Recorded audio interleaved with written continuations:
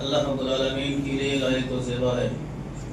درود و سلام ہو آخری نبی جناب محمد رسول اللہ صلی اللہ علیہ وسلم پر، جنہوں نے تمام انسانیت کے لیے قرآن کریم کی تفسیر اور قیامت کی صبح تک آنے والے تمام مسائل کو حل کرنے کے لیے اصول و ضابطے احادیث اور قرآن کے ذریعے سے امت تک پہنچانے کے بعد اس کائنات سے رخصت فرما گئے۔ اللہم صلی علیہ، اللہم بارک علیہ۔ معزز حاضرین، اللہ رب العالمین نے انسان جیسی اشرف المخلوقات پیدا کرنے کے بعد ان کی رشد و ہدایت کے لیے ضلالت و گمراہی سے نکال کر نور ہدایت کی طرف لانے کے لیے ہر زمانے میں اللہ تعالیٰ نے رسولوں کا سلسلہ جاری رکھا۔ اللہ تعالیٰ نے فرمایا کہ وَلَقَدْ بَعَثْنَا فِي كُلِّ أُمَّةٍ رَسُولًا أَنِ اعْبُدُوا اللَّهَ وَاجْتَنِبُوا الطَّاغُوتَ۔ ہم نے ہر دور میں، ہر زمانے میں ایک رسول کو مبعوث فرمایا ہے تاکہ وہ اس بات کا اعلان کریں کہ اے لوگوں، صرف ایک اللہ کی عبادت کرو اور طاغوت کی عبادت سے بچ کر رہو۔ آخری نبی جناب محمد رسول اللہ صلی اللہ علیہ وسلم کی بعثت کے بعد نبوت کا سلسلہ ختم ہو چکا۔ دعوت و تبلیغ کی ذمہ داریاں خصوصاً امت کے علماء کرام پر اور عموماً امت کے ہر فرد پر عائد کی گئی۔ خطبہ مسنونہ کے بیچ قرآن کریم سے ایک آیت تلاوت کی ہے۔ اللہ تعالیٰ نے فرمایا وَلْتَكُمْ مِنْكُمْ أُمَّةٌ يَدْعُونَ إِلَى الْخَيْرِ۔ تم میں سے ایک گروہ ہونا چاہیے، تم میں سے ایک جماعت ایسی ہونی چاہیے يَدْعُونَ إِلَى الْخَيْرِ وَيَأْمُرُونَ بِالْمَعْرُوفِ، جو معروف کی طرف بلائے،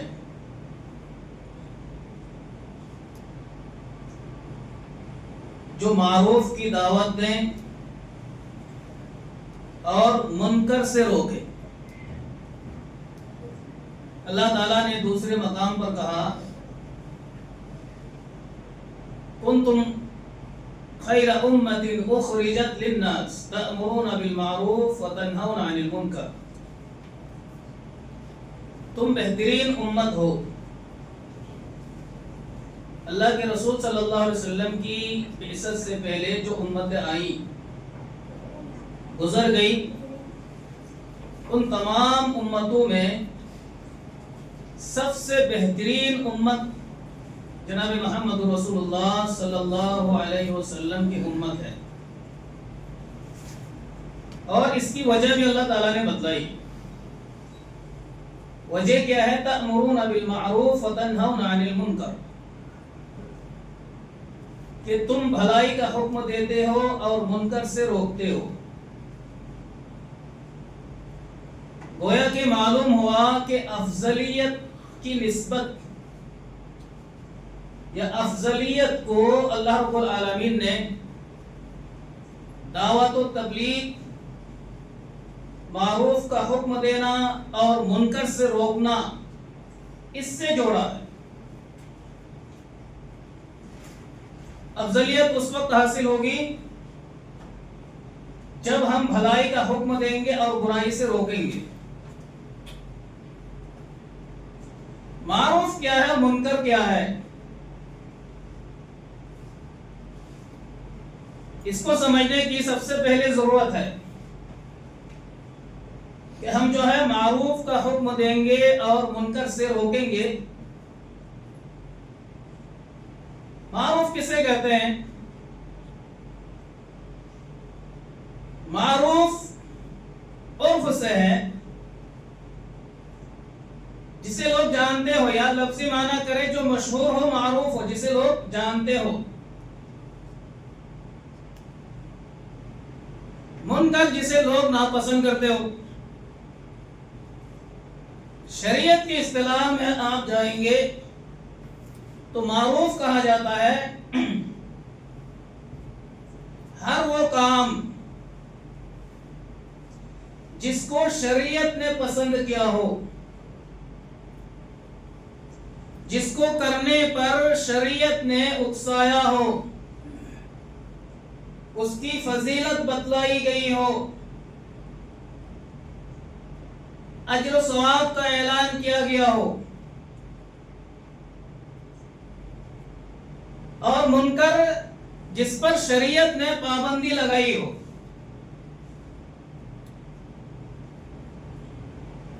معروف چاہے ہمیں معروف سمجھ میں آئے یا نہ آئے، بہت سارے معروف ہیں، شریعت کے احکامات ہیں، کرنے کا حکم دیا گیا ہے، انسانی فطرت قبول نہیں کرتی ہے، انسان کے مزاج کے موافق نہیں ہوتے ہیں، طبیعت کے موافق نہیں ہوتے ہیں، ہمیں کرنے کا دل نہیں کرتا ہے، بظاہر ہمیں شر نظر آتا ہے، لیکن چونکہ اللہ کا حکم ہے، رسول کا حکم ہے، اس میں خیر ہی خیر ہے. یہ اصول یاد رکھنا چاہیے کہ جس کام میں بھی خیر ہے اس کو کرنے کی اجازت اللہ رب العالمین نے دی ہے، اور جس میں خیر نہیں ہے اگرچہ ہمیں خیر نظر نہیں آتا، چونکہ ہماری عقل اتنی مضبوط نہیں ہے، ہمارے پاس اتنا علم نہیں ہے. اللہ تعالیٰ نے کہا کہ وَمَا أُوتِيتُم مِّنَ الْعِلْمِ إِلَّا قَلِيلًا، ہم نے تھوڑا سا علم آپ کو عطا کیا ہے. شریعت کا ایسا حکم آ گیا، کبھی کبھار انسانی دماغ فیل ہو جاتا ہے، کام نہیں کرتا،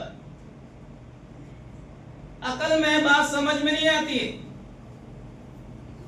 بہت سارے گمراہ فرقہ ایسے حالات میں دماغ لگا کر کے جو حدیثیں، جو احکامات انہیں سمجھ میں نہیں آتی ہے، انکار کر بیٹھتے ہیں، وہ منکرین حدیث بن جاتے ہیں. بہت سارے احکامات پچھلے زمانے میں لوگوں نے انکار کیا کہ کیسے ممکن ہو سکتا ہے، لیکن اس وقت لوگ اعتراف کر رہے ہیں.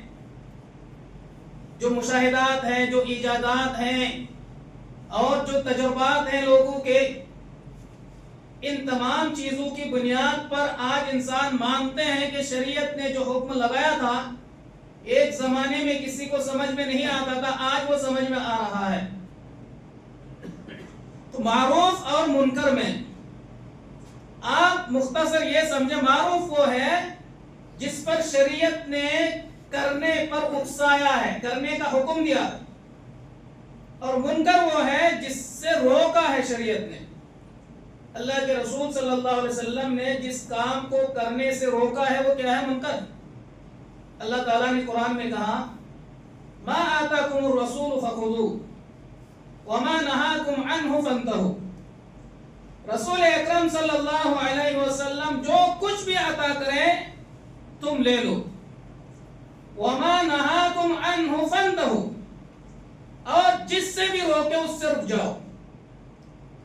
یہ صحابہ کرام کا منہج تھا کہ اللہ کے رسول صلی اللہ علیہ وسلم کا جو بھی حکم ہوتا فوراً آمنا وصدقنا کہتے تھے، اس میں ادھر ادھر کے سوالات، اشکالات، شکوک و شبہات کو پیدا نہیں کرتے، کیونکہ ان کا ایک عقیدہ بنا ہوا تھا کہ اللہ کے رسول صلی اللہ علیہ وسلم جس چیز کا حکم ہمیں دیں گے اس میں خیر ہی خیر ہوگا، ہمیں زیادہ دماغ لگانے کی ضرورت نہیں ہے۔ یہی منہج آج بھی اختیار کرنے کی سخت ضرورت ہے۔ معروف میں سب سے پہلے ایک نمبر پر توحید کا ذکر آتا ہے، یعنی توحید ایک نمبر پر ہے، اور اس کی جو ضد ہے وہ شرک ہے۔ ایک نمبر پر توحید ہے معروف میں، اور منکر میں ایک نمبر پر شرک ہے جو توحید کی ضد ہے۔ بلکہ توحید کے بعد جو بھی احکامات ہیں، خیرات ہیں، جو بھی کام کرنے کے ہیں، وہ سارے کے سارے معروف میں داخل ہیں، اور شرک کے بعد جو بھی قباحتیں ہیں، جو بھی مذمتیں ہیں، منکرات ہیں، فواحش ہیں، اور جس کام سے بھی روکا گیا ہے وہ سارے شرک کے بعد آتے ہیں۔ تو معلوم ہوا سب سے پہلے ہمیں توحید کی دعوت دینی ہے، ساتھ ساتھ شرک کی تردید کرنی ہے۔ یہ انبیاء کرام علیہم السلام کا اصول رہا۔ جب بھی کسی نبی کو اللہ رب العالمین نے مبعوث فرمایا، ہر نبی کا یہی اصول رہا کہ توحید کے ساتھ شرک کی تردید۔ جہاں توحید بیان کرتے تھے وہی شرک بھی بیان کرتے تھے، جہاں سنت بیان کرتے تھے وہی بدعت بھی بیان کرتے تھے۔ تو یہ داعی کا اصول ہونا چاہیے۔ یہی اصول تمام انبیاء کرام علیہم السلام، ان کے بعد صحابہ کرام رضوان اللہ علیہم اجمعین کا رہا ہے۔ آج ہم دعوتی اصول کو ہم نے تبدیل کر دیا۔ بہت ساری تنظیمیں، بہت سارے مسلمانوں کا ایک بہت بڑا طبقہ یہ کہتا ہے کہ کسی کو آپ برا نہ کہیں، یعنی جتنے گروہ ہیں مسلمانوں میں جو جیسا کر رہا ہے ویسا آپ کرنے دو، جو جس طرح نماز پڑھ رہا ہے اس کو اسے پڑھنے دو، اگر کوئی رفع الیدین کر رہا ہے ٹھیک، نہیں کر رہا ہے پھر بھی ٹھیک، آمین زور سے بولتا ہے ٹھیک ہے، نہیں بولتا ہے پھر بھی ٹھیک ہے، سینے پر ہاتھ باندھتا ہے ٹھیک ہے، نہیں باندھتا پھر بھی ٹھیک ہے، ہاتھ چھوڑتا ہے پھر بھی ٹھیک ہے، توحید ہے ٹھیک ہے، شرک کر رہا ہے پھر بھی ٹھیک ہے، نماز پڑھ رہے ہیں ٹھیک ہے، قبر میں جا کر مدفون اشخاص کو حاجت روا مشکل کشا سمجھ رہا وہ بھی ٹھیک ہے۔ یہ رجحانات در حقیقت شیطانی رجحانات ہیں۔ اگرچہ لفظ سخت ہیں، بہت سارے لوگوں کو باتیں بہت چبھتی ہیں، ناگوار محسوس ہوتی ہے، لیکن ہمارا دماغ بالکل آزاد ہونا چاہیے، ایک طرف مائل ہونے کی ضرورت نہیں ہے۔ ہمیں یہ دیکھنا ہے کہ جو بات کہی جا رہی ہے یہ بات قرآن و حدیث کے موافق ہے یا نہیں ہے۔ جو حضرات اس طرح کی آوازیں اٹھاتے ہیں کہ سب ٹھیک ہیں، وہ حضرات یہ ثابت کر سکتے ہیں کہ یہ اصول انبیاء کرام رضوان اللہ علیہم اجمعین کا تھا۔ پہلی جو آیت پڑھی گئی اسی میں آپ غور کر لیں، وَلَقَدْ بَعَثْنَا فِي كُلِّ أُمَّةٍ رَسُولًا أَنِ اعْبُدُوا اللَّهَ وَاجْتَنِبُوا الطَّاغُوتَ۔ اس میں اللہ رب العالمین نے واضح کر دیا کہ ہم نے ہر دور میں ہر زمانے میں رسول کو بھیجا ہے، ان کے دو کام تھے، ایک نہیں دو۔ أَنِ اعْبُدُوا اللَّهَ، ایک کام تو یہ تھا وہ اعلان کرے کہ اللہ کے علاوہ کسی کی بھی عبادت نہ کرو۔ یعنی صرف ایک اللہ کی عبادت کرو. اتنا کہہ کر اگر خاموش ہو جاتے کیا ذمہ داری مکمل ہو جاتی؟ فریضہ دعوت و تبلیغ مکمل ہوتا. اگر کوئی نبی، کوئی رسول، کوئی صحابی، کوئی محدث، کوئی مجتہد صرف اتنی دعوت دے کہ ایک اللہ کی عبادت کرو، ذمہ داری ختم. وہ قیامت کے دن یہ کہہ سکتا ہے کہ میں نے اپنی ذمہ داری سے فراغت حاصل کر لی یا ذمہ داری ادا کر دی. کسی بھی صورت میں یہ دعویٰ کسی کا بھی صحیح نہیں ہے. صرف توحید کی دعوت دینا کہ صرف ایک اللہ کی عبادت کرو، یا صرف سنت کی دعوت دینا کہ سنت پر عمل کرو، یہ کافی نہیں ہے. بلکہ توحید کے ساتھ شرک کی تردید ضروری. سب سے پہلے مسلمان جو کلمہ پڑھتے ہیں، اصل میں ہم پڑھ لیتے ہیں، غور بہت کم کرتے ہیں. آپ کلمہ پہ غور کر لیں. کلمہ لا الہ الا اللہ محمد رسول اللہ. آپ اگر سیدھا ترجمہ کریں گے لا الہ الا اللہ، اللہ کے سوا کوئی بھی معبود برحق نہیں. اس میں اتحاد اتفاق ہے، اس میں تو اختلاف ہے. یعنی سب سے پہلے جو غلط ہیں اس کو غلط کہا جا رہا ہے، اس کو صحیح نہیں کہا جا رہا ہے. اللہ کے علاوہ جن کی بھی عبادت کی جا رہی ہے، سب سے پہلے یہ اعلان کیا جا رہا ہے کہ ان کی عبادت کرنا درست نہیں ہے. یعنی معبودان باطلہ کا سب سے پہلے بائیکاٹ کیا جا رہا ہے. اس کے بعد توحید کی دعوت ہے، الا اللہ، اللہ کے علاوہ. یہی رجحانات جو لوگوں کے بنے ہوئے ہیں کہ سب ٹھیک ہے، حقیقت میں یا تو آپ ان کی جہالت سمجھ لیجئے، جہالت کی بنیاد پر کہہ رہے ہیں. پھر جہالت بھی آپ کیسے سمجھ سکتے ہیں؟ ان کی زبان سے یہ بات کیسے نکل رہی کہ سب ٹھیک ہے؟ اس کا علم کیسے آیا کہ سب ٹھیک ہے؟ یہ جو ٹھیک بولا یہ علم کہاں سے آیا؟ یہ منہج، یہ طریقہ، یہ رجحان کہاں سے آیا؟ کس نے تعلیم دی؟ کس نبی نے، کس رسول نے، کس صحابی نے یہ تعلیم دی کہ سب ٹھیک ہے؟ اگر یہ رجحان معاشرے میں قائم اور فکر کر دیا جائے تو شریعت جو ہے یہ کھلونا بن جائے. حق اور باطل کی کوئی تمیز ہی نہ رہ جائے گی دنیا میں. حق بھی ٹھیک ہے، باطل بھی ٹھیک ہے، سنت بھی ٹھیک ہے، بدعت بھی ٹھیک ہے. آج جو حق کی آواز لگاتے ہیں، سنت کے ساتھ بدعت کی تردید کرتے ہیں، توحید کے ساتھ شرک کی تردید کرتے ہیں، ایسے علماء کرام کو بہت لعن طعن کیا جاتا ہے کہ یہ لوگ معاشرے میں کیا کر رہے ہیں؟ انتشار پھیلا رہے ہیں، نفرتیں پھیلا رہے ہیں، مسلمانوں کی جماعت میں بگاڑ پیدا کر رہے ہیں، فساد پیدا کر رہے ہیں اور مسلمانوں کو منتشر کر رہے ہیں.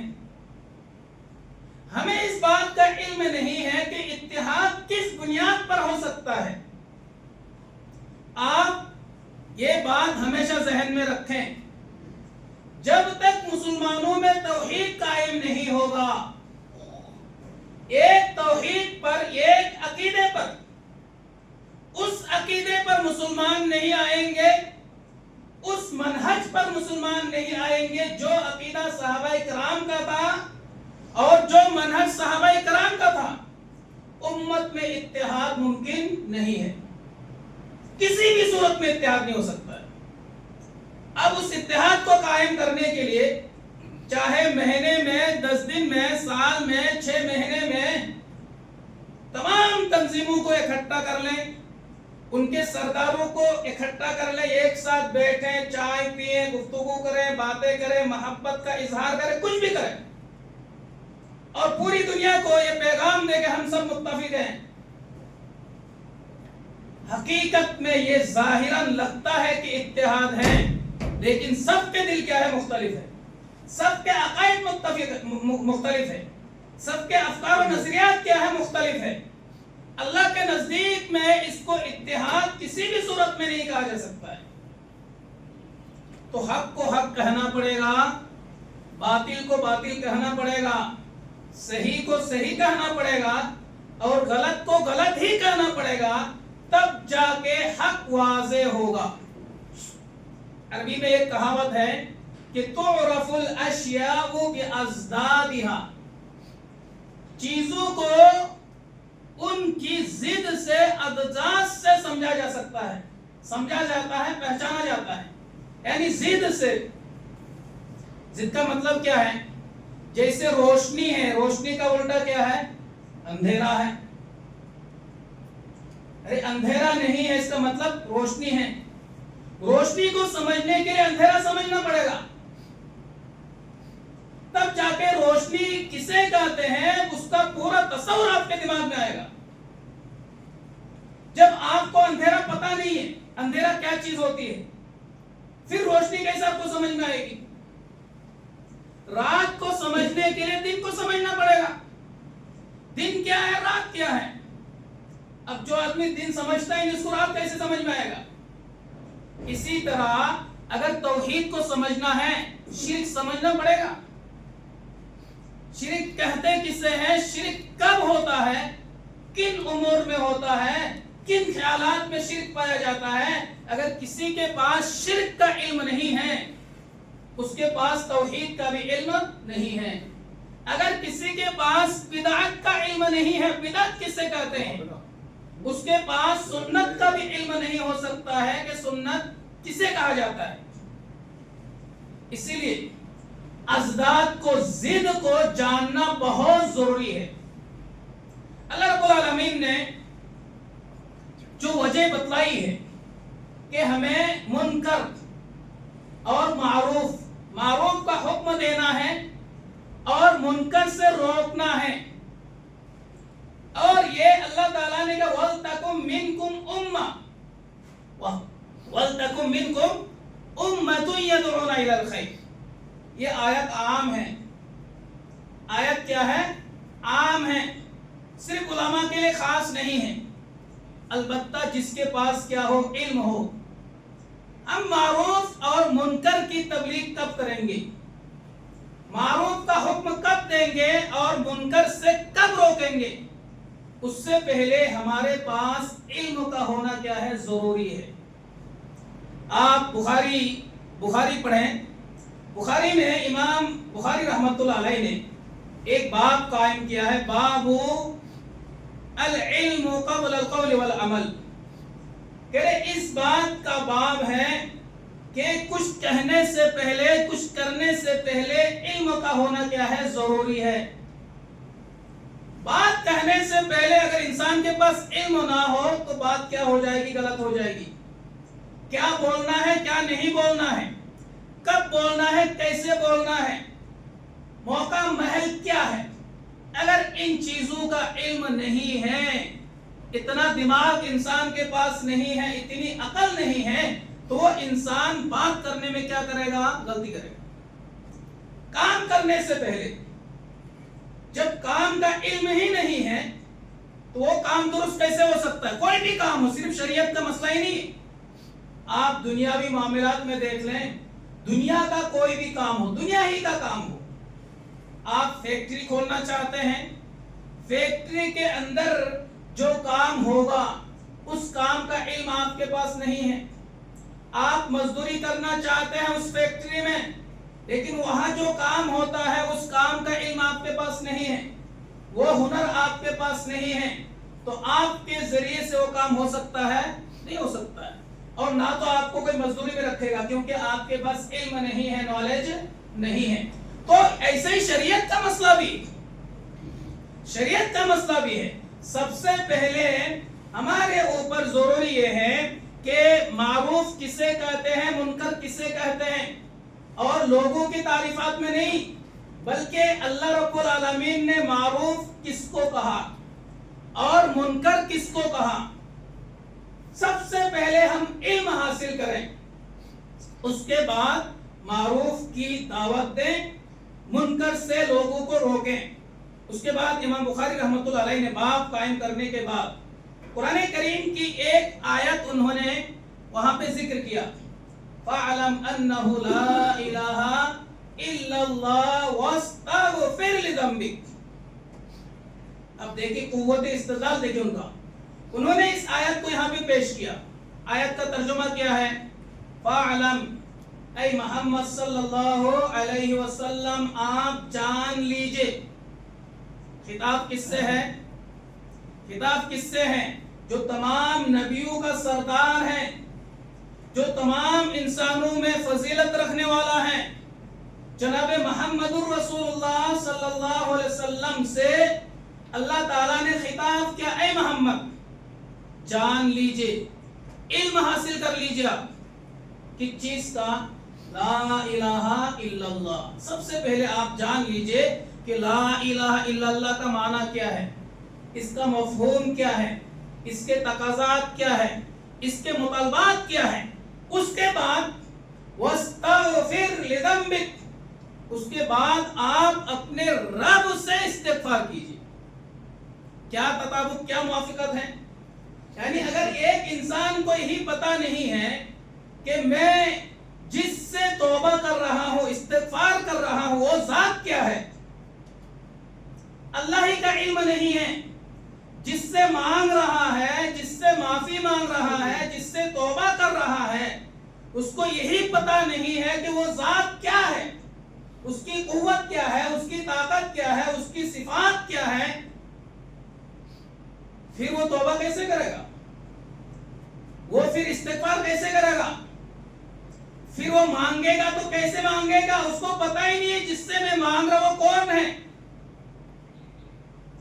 پھر نہ تو ڈھنگ سے توبہ کر پائے گا، نہ ہی استغفار کر پائے گا، اور نہ ہی کچھ مانگ پائے گا۔ اس لیے مانگنے سے پہلے، توبہ کرنے سے پہلے آپ جان لو جس سے توبہ کر رہا ہو، جس سے مانگ رہا وہ کون ہے، اس کی طاقت کیا ہے، اس کی قوت کیا ہے، اس کی حیثیت کیا ہے، وہ کون ہے، ہمارا خالق ہے، مالک ہے، مدبر ہے، رازق ہے۔ ان تمام چیزوں کو پہلے جاننا کیا ہے؟ ضروری ہے۔ تو سب سے پہلے علم ہونا ضروری ہے۔ اس کے بعد نیت اچھی ہو۔ نیت کیا ہو؟ بالکل پیور اخلاص ہو نیت میں، تذلیل و تحقیر کا جذبہ نہ ہو۔ آپ نے کہیں برائی دیکھی، آپ کی نیت میں صرف یہ جذبہ ہے کہ یہ مسلمان بھائی ہے میرا، یہ برائی کر رہا ہے، اس برائی کی وجہ سے ہو سکتا ہے یہ جہنم میں چلا جائے، یہ عذاب سے دوچار ہوگا، اس خیر خواہی سے جہنم سے بچانے کے لیے آپ نے ان کو پیار محبت سے نصیحت کی، ان کو معروف کی طرف بلایا، لیکن ان کو آپ ذلیل نہیں کیا، ان کی تحقیر نہیں کی۔ آج معاشرے میں ہوتا کیا ہے، اگر ہم اصلاح کسی کی کرتے بھی ہیں، بعد میں جیسے ہی موقع ملتا ہے اس آدمی کو سب کے سامنے کیا کرتے ہیں؟ ذلیل کرتے ہیں، اس کا مذاق بھی اڑاتے ہیں، ہنسی مارتے ہیں، مذاق اڑایا جاتا ہے، حقارت کی نگاہ سے دیکھتے ہیں۔ ہمیں اس شخص سے نفرت نہیں کرنی، یہاں بات سمجھنے کی ہے، اس برائی سے ہمیں نفرت ہے، اس آدمی کے اندر جو برائی ہے اس برائی سے ہمیں نفرت ہے، اس آدمی سے ہمیں نفرت نہیں ہے۔ ہم تو چاہیں گے وہ آدمی کیا ہو جائے؟ پاک ہو جائے، صاف ہو جائے، جنت میں چلا جائے، اس کے عقائد درست ہو جائے، اس کے افکار درست ہو جائے، اس کے اعمال درست ہو جائے۔ یہی جذبہ تمام نبیوں کا تھا، یہی جذبہ تمام صحابہ کرام کا تھا دعوت و تبلیغ میں۔ تو اس بات کو دھیان رکھنا بہت ضروری ہے، اسی لیے ہماری دعوت جو ہے مؤثر نہیں ہوتی، کیونکہ نیت ہی میں گڑبڑ ہے، نیت ہی میں اسلام مقصود نہیں ہوتا ہے، بلکہ کوئی اور مقصد ہے جو پنہا ہے۔ وہ مقصد بعد میں یا اسی وقت ظاہر ہوتا ہے جب آپ اس کو حقارت کی نگاہ سے، ذلت اور رسوائی کی نظر سے آپ دیکھتے ہیں، پھر ظاہر ہوتا ہے کہ آپ نے اصلاح کا کام کیوں کیا تھا۔ تو نمبر 1 پر نیت اچھی ہونی چاہیے، نیت ہماری بالکل درست ہونی چاہیے۔ اللہ رب العالمین نے دعوت و تبلیغ کے مراحل ہمیں بتلائے ہیں. علم آپ کے پاس آ گیا, نیت آپ کی اچھی ہے, پھر دعوت کیسے کریں گے آپ؟ اللہ کے رسول صلی اللہ علیہ وسلم نے مراحل بتلائے, کیسے ہمیں دعوت دینی ہے, کیسے برائی کے خلاف کیسے آواز اٹھانی ہے, توحید کی دعوت ہمیں کیسی دینی. اللہ کے رسول نے فرمایا من رعا منکم منکرا فلیغیرہ بیدیہ فإن لم يستطع فبلسانه وإن لم يستطع فبقلبه وذلك أضعف الإيمان.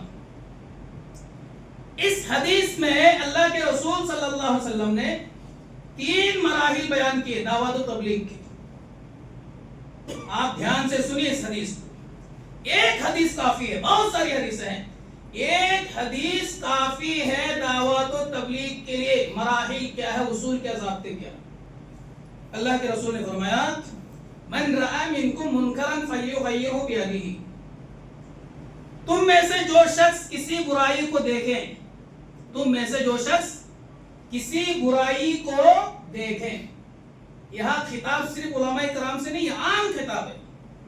تو بہت ساری برائیاں ایسی ہوتی ہیں جو ایک عام آدمی بھی اس برائی کے خلاف آواز لگا سکتا ہے. جھوٹ بولنا حرام ہے, کس آدمی کو پتہ نہیں ہے. زنا حرام ہے, کس کو پتہ نہیں ہے.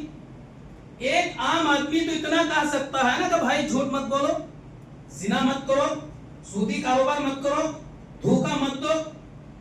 اس میں کسی بڑے عالم کی ضرورت ہے؟ بالکل نہیں.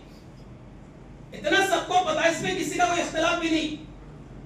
تو اللہ کے رسول نے جو خطاب کیا ہے سب سے خطاب کیا ہے. ہاں, جن مسائل میں علماء کرام کے بغیر کوئی چارہ نہیں ہے, بہت سارے مسائل ہیں, فتوے ہیں, تو علماء کرام سے رابطہ بہت ضروری.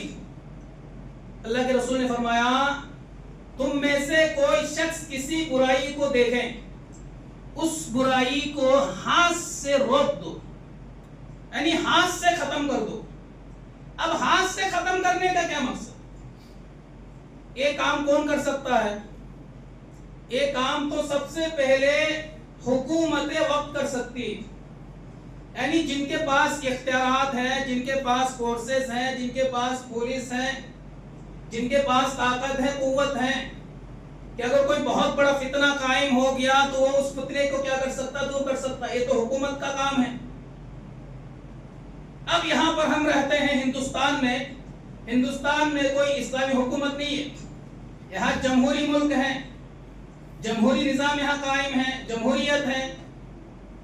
یہاں تو حاکم وقت کا کوئی سوال پیدا نہیں ہوتا ہے. اس کے باوجود بھی امکانات بہت ہے, اس کے باوجود بھی امکانات بہت ہیں. جیسے ہاتھ سے برائی کو روکنا, یہ ہر آدمی نہیں کر سکتا ہے. جیسے دیکھیں, میں ایک عالم دین ہوں, کبھی کبھار جو ہے میرے ذریعے سے برائی کا خاتمہ نہیں ہوگا, لیکن ایک عام آدمی کے ذریعے سے ہوگا. کیسے؟ جیسے گھر کے ذمہ دار آپ ہیں, آپ باپ ہیں گھر کے, آپ کے گھر میں برائی ہو رہی ہے, آپ کے گھر میں برائی عام ہے. اب اس برائی کو ایک باپ جو ہے ہاتھ کے ذریعے سے دور کر سکتا نہیں کر سکتا ہے.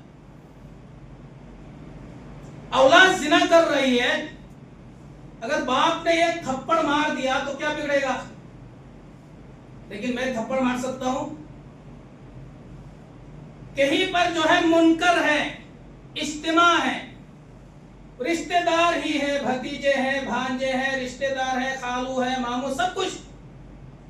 وہاں پر جو گھر کا ذمہ دار ہے, سوسائٹی کا جو ذمہ دار ہے, یا اس خاندان کا جو مربی سمجھا جاتا ہے, بڑا آدمی سمجھا جاتا ہے, اگر وہ جا کر 2-4 تھپڑ بھی مار دیے, یہ کیا کر رہے ہو, پھر بھی کوئی فتنہ قائم نہیں ہوگا, کوئی فساد نہیں ہوگا.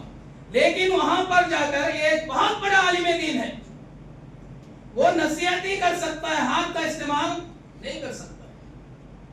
تو گھر کے اندر جو برائیاں ہو رہی ہے, آپ برا نہ مانیں, باتیں چبھے گی جسم پہ, برا مانا یہ حقیقت ہے.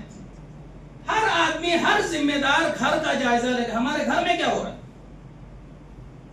کیا باپ بیٹے بیٹیاں اولاد پوتے پوتے نواز سب مل جل کے غلط قسم کی فلمیں ہم نہیں دیکھتے ہیں گھر میں؟ بالکل دیکھتے ہیں. باپ نمازی ہے, 5 وقتہ نماز باپ ادا کر رہا ہے, اولاد سو رہی ہے فجر میں, دیگر اوقات میں بھی اولاد نماز بالکل نہیں پڑھ رہی ہے. کیا باپ جو ہے ان اولاد کے خلاف کارروائی نہیں کر سکتا؟ آواز نہیں اٹھا سکتا, مار نہیں سکتا, پیٹ نہیں سکتا؟ اللہ کے رسول صلی اللہ علیہ وسلم نے فرمایا مروا اولادکم وهم ابناء 7 سنین, اپنی اولاد کو نماز کا حکم دو جب 7 سال ہو جائے. وَاضْرِبُوهُمْ عَلَيْهَا وَهُمْ أَبْنَاءُ 10 سنین, اور جب 10 سال کا ہو جائے اگر نماز نہ پڑھے انہیں مارو پیٹو, مار کر کے ان کو نماز پڑھاؤ. تو اتنی دعوت تو گھر کا ہر آدمی کر سکتا ہے. اپنے گھر کو ہر باپ جو ہے سنبھال سکتا ہے, ہاتھ کے ذریعے سے کر سکتا ہے, مار سکتا ہے, پیٹ سکتا ہے, ہاتھ کا کچھ بھی استعمال کر سکتا ہے. آج دیکھیں ہماری بیٹیاں ماں برقعے میں ہے, ایسا بھی ہم نے دیکھا ماں برقعے میں ہے, جوان بیٹی ہے وہ جنس میں. پردہ کس کو کرنا چاہیے؟ ماں بوڑھی ہو گئی ہے, اس پہ تو نظر بہت کم جائے گی لوگوں کی, لیکن ساتھ میں جوان بیٹی ہے وہ بالکل پرہانہ کی حالت میں ہے, کپڑا ایسا پہن رکھی ہے کہ کپڑا پہننے کے باوجود بھی ننگا نظر آ رہی ہے. یہ کس کی ذمہ داری ہے؟ ہر گھر میں ہر آدمی ذمہ دار ہے. باپ ذمہ دار ہے باپ ہونے کی حیثیت سے. گھر کے اندر جتنی برائیاں ہو رہی منکرات ہیں, ان منکرات کو آپ ہاتھ کے ذریعے سے روک دے, ختم کر دیں. کر سکتے ہیں, ہمارے ہندوستان میں بھی کر سکتے, کوئی پابندی نہیں. ہمارے دستور ہمارے قوانین ایسے بنے ہوئے ہیں, کوئی کسی قسم کی کوئی پابندی نہیں. اپنے گھر میں آپ کچھ کر سکتے ہیں. اسی طرح زبان کا استعمال, زبان تو اس ملک میں کچھ بھی کر سکتے ہیں آپ.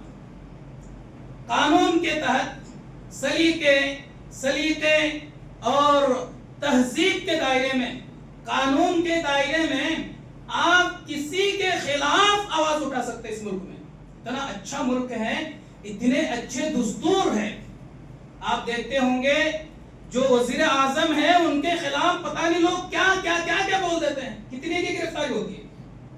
ایسا کیوں ہوتا ہے؟ چونکہ ہمارے ملک کا جو قانون ہے وہ قانون اس بات کی اجازت دیتا ہے کہ آپ کسی کی مخالفت میں کچھ بول سکتے ہیں, لیکن اس کے لیے بھی تہذیب ہونا چاہیے, ادب ہونا چاہیے, احترام ہونا چاہیے, سب کچھ ہونا چاہیے. تو آپ کہیں پر بھی آواز اٹھائیں, جہاں پر بھی آپ کو برائی نظر آئے, جہاں پر بھی شرک نظر آئے, کفر نظر آئے, آپ وہاں سمجھائیں زبان کے ذریعے سے, آواز اٹھائیں. آپ یہ دوسرا مرحلہ ہے کہ جہاں اختیارات نہیں ہے, قوت نہیں ہے ہاتھ میں, وہاں پر انسان کیا کرے؟ زبان کا استعمال کر کے برائی کے خلاف آواز لگائے اور بھلائی کی طرف لوگوں کو بلائے. اگر اتنا بھی نہ ہو سکے, حالات ایسے بگڑے ہوئے ہیں, آپ نہ تو ہاتھ کا استعمال کر سکتے اور نہ ہی زبان کا استعمال کر سکتے, ایسی جگہ پر ہیں, تو وہاں پر بھی اسلام نے آپ پر کوئی زبردستی نہیں کی. اللہ کے رسول نے فرمایا کہ وَذَلِكَ أَضْعَفُ الْإِيمَانِ, یعنی آپ دل میں برا جانیں, دل کے اندر برائی کو برا جانیں.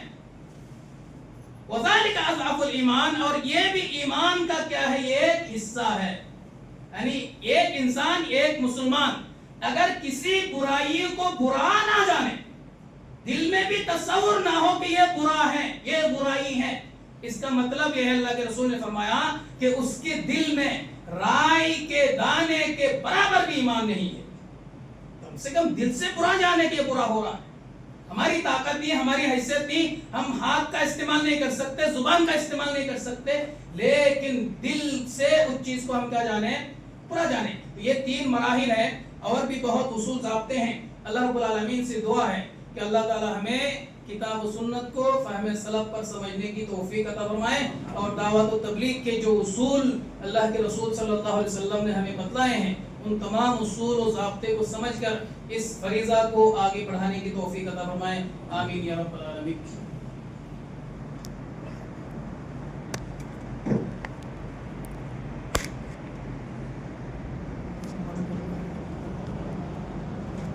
الحمدللہ